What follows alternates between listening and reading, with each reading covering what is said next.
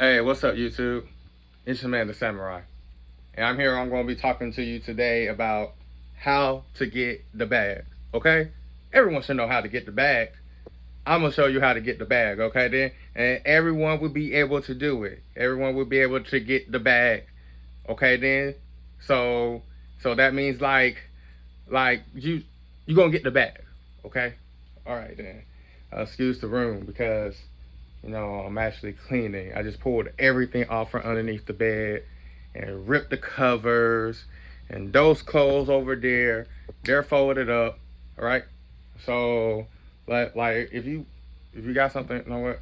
I see that you're gonna have something to do with the room. So we're gonna change the atmosphere. Ooh.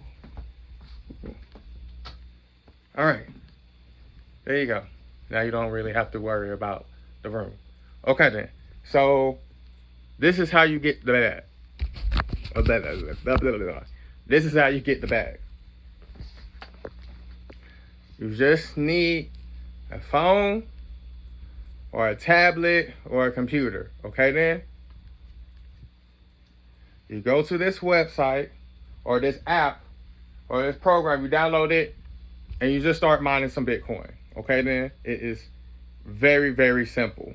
Like, you can get a couple cents a day, a couple of dollars. It just depends on what you do.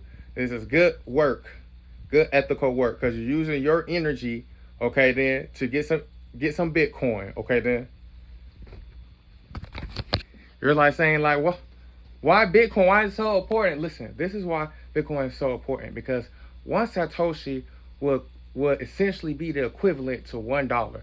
That is what has been said by so many other people and programming, and you could do the research. I'll pull it up somewhere, but listen, we're just gonna look at the data, okay then? And I'm gonna provide a link down in the bottom, okay then? And you can use my code and you can get more energy so you can download more Bitcoin. Like, I've transferred like six cents so far. And it's 6 cents. However, that's like you can only imagine what you can do with a penny, okay? It's a seed, the size of a mustard seed, and all the faith in the world, okay then? Look at this. I'm gonna show you. I'm gonna show you right now. See, I already have it pulled up right here. This is the outlook for Bitcoin. Now, it's projected to hit 500K, okay? It's projected to hit 500K.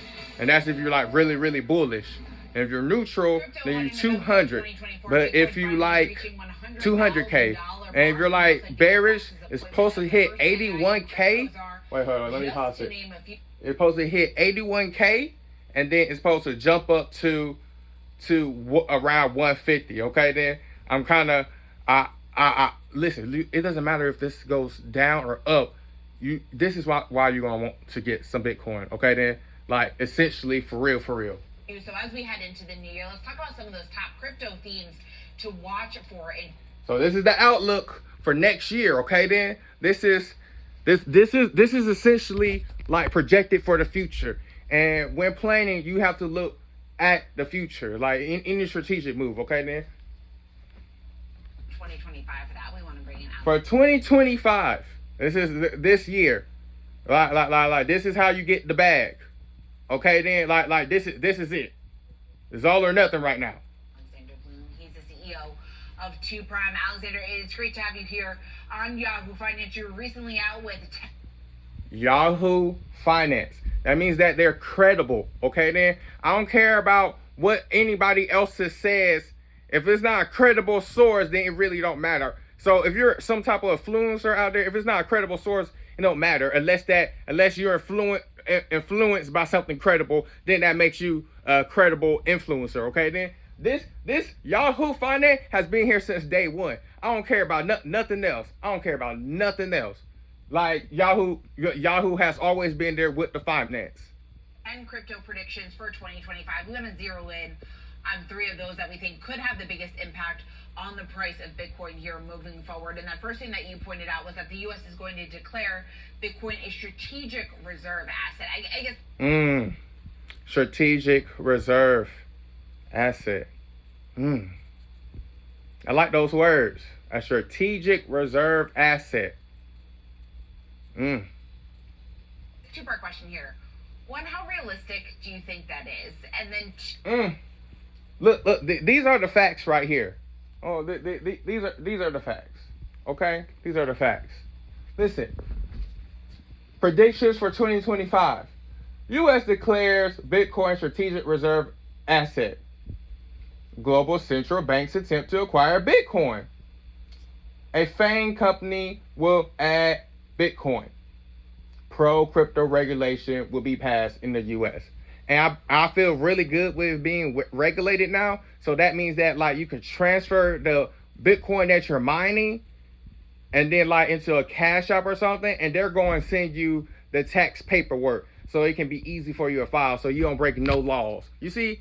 So good, safe, easy to grab. Okay, then this is essential when building the bag. There's not that many Bitcoin out here. The right now the race is to get 1 Bitcoin, 2 Bitcoin, as many Bitcoin as you can. You're freaking Mario out here, and you're supposed to be running and grabbing these things. And if you're not running, grabbing these things, then what is you doing? Okay, then like what, like you supposed to like ding ding ding. Okay, like hold up. Let's continue to watch this. How much of that optimism has already been? I like that word optimist, because optimism means it materializes into something. So if I continue to be optimistic, and that's why I love faith, then this could definitely happen. This could definitely happen. Unless you're gonna be pessimistic, and then if you're pessimistic, oh well then no, well then we don't talk about you. We really don't even look at you for real. You're over there in your corner, and that's okay. You know, praying on everyone's downfall. We know about you. We see you right now. If that's you, then you just got called out for it. Okay, then. But we're over here. We're being optimistic. Into the price of Bitcoin here today. Yes. So thanks for having me on. I would say first of all, in the light of the last year with Bitcoin ETFs being extremely successful, the most successful ETFs created, as well as the election of crypto. Let's talk about those Bitcoins, those Bitcoins ETFs that got approved. Especially the one who's leading the race right now, who has the most Bitcoin, which is BlackRock, which of course, because BlackRock owns just about everything. So like why are you not on board with them? That's your main reasoning to grab in. If BlackRock gets it, then you need to be on board. Okay, this is basically BlackRock runs everything, so you be on board with whatever BlackRock does. Okay, then like legitly, unless you're half the way. But no, you do what BlackRock tells you to do. And if BlackRock tells you to get Bitcoin, you get Bitcoin. There's nothing else to think about. There really is nothing else to think about. Look, a pro-crypto administration, the backdrop is set for a strong 2025. In terms of your actual question, there's 2 aspects to the strategic reserve. One is, by executive order, Trump can take the Bitcoin that the U.S. government. I just want to look at this graph right now. This is about where we're hovering at. We really just broke a little resistance, but we didn't remain support. So it's going to come back down eventually and test these levels probably at 75K. That's the dip that we're probably looking for going forward. That's what I'm looking for. However, I'm still stacking Satoshi. It's probably going to test these levels until it goes all the way back up over 100, and then it finds some type of support for 100K. I just used technical analysis for you. I just broke it all down. There you go. But anyway, we're still going to listen to the CEO because he has a pretty title, and he's on Yahoo Finance. The whole legislative process and can't just be done with the soup of a pen. However, I think if you look at the kind of pros and these are the Bitcoin ETFs that you should be looking into. But right here at top, IBIT, iShares Bitcoin, that's BlackRock. That's the top. You're supposed to be invested into them. I don't know. I think Grayscales, I forgot what that one's. I think ProShares is no, that's not Fidelity. I forget. Okay, because the only one that matters is BlackRock. Give me a break. Cons of being pro-crypto, if you support crypto, you get more votes, you get more political donations, and there's really not a lot of benefit to being anti-crypto unless you're completely bought by the banks. So, you heard what this man? This man, like if you're anti crypto, you're completely bought by the banks, and the banks are buying more crypto. Like, duh, like I don't know what you're talking about. Let's continue on with the facts. Just as other countries have collected gold in the past. Yeah, talk to me about that part of your call, Alexander, the idea of other global central banks scooping up Bitcoin, especially in relation to the strength we're seeing in the US dollar. Can other central banks really afford to be hedging with an asset like crypto and Bitcoin? I think, well, first of all, central banks can print paper money out whenever they want, and if they're buying a real asset with it, it's better than what they spend most of their money on, which is typically poor spending. And so, whoa, if the dollar is failing, then it's pretty much makes sense to use the dollar that we can continuously print out and buy something that's real asset, which means that we have more stake in the game for the economy. An asset for the economy back in the dollar, while everybody else is still trying to figure their ish out about what to do with Bitcoin. That's a no-brainer. That's a no-brainer. And we regulate it. Like it's this like yeah, they get taxed on it, but it's more money to come in, which makes us more profit. Like what this is the bad. There's a trillion, and it's supposed to be even more, and then we can settle our whole debt. Like what is you doing? What is you doing? Like I think central banks definitely can do it. It's a question of who has the incentive and kind of political will to do that, and I think there's two categories of groups that have that interest. There's one is people trying to get out of a dollar reserve asset, so maybe a country like Russia that has incentive to not be stuck to the petrodollar. And then there are countries that are trying to keep up with the US, so countries maybe like China or England that, if the US is doing it, even if there's just the US doing it makes the odds of it being a successful asset even greater. So because we're doing it, everyone else gonna want to do it anyway because we're better. Like he just say, well, we're better, and so like that we have more of it, and they're gonna like, oh, U.S. got it. Why don't we got it? I don't know. Like what they doing? Look how much money's in it. Oh my goodness. Why we had not regulated? I don't know what we got going on. They're getting their ducks in a row. We over here on top of Bitcoin. I mean, think about it. This whole nation practically technical anyway. So we might as well invest more into the technology.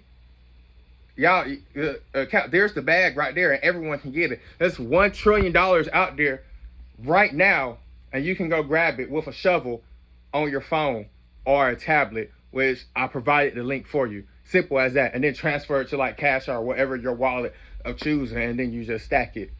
Pennies. Those pennies stack up. That's all I gotta say. So the game theory is, well, I want to keep up with the United States. Game theory. Their involvement makes love game theory. Make this an important asset, and so I think. Like I don't know if I'm still recording. Bet I'm still recording. All right, Alexander, we have less than a minute here, but the third point that you bring out is that we might see a bit of a follow here in MicroStrategy's lead with the FANG company adding Bitcoin to its balance sheet. Listen, well, all thing I know is what about Michael Saylor, MicroStrategy buying up all these Bitcoins is that right now he's $12 billion in profit. So when earnings come out, it's either if it's good, which it seems like $12 billion is good, then the stock is going to skyrocket. But if it doesn't, then it's going to continuously to dump. And then that will make you think if you should continue to stay in MicroStrategy. At least that's what I believe. Dollars in cash at the moment. Even a small percentage of that put into Bitcoin would likely benefit the shareholders a lot more than the cost of the actual purchase. I think the more forward-facing ones that have already expressed some interest in crypto, like Meta in the past, might be good candidates for it, especially ones that already have a lot of founder-controlled shares that they can use their kind of decision-making to make these decisions more. All right, we gotta leave it there, Alexander. Thank you so much. Thank you. We just broke it all down. And look, I was spending my energy talking to you guys, and I was grabbing Bitcoin. Let's go. There we go.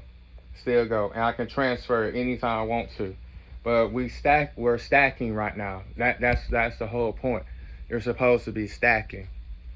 Everyone's supposed to be stacking sats, because one sat will be $1 soon.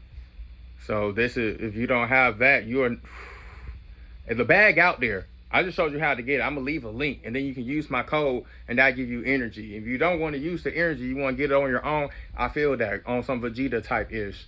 I really feel that. But on Goku, everyone's staying there around. We're all getting stronger, sharing energy, sure, and going to God like saying like the code's there to help you get more like sats. Okay, because the faster the better. Okay, like peace out. Samurai out.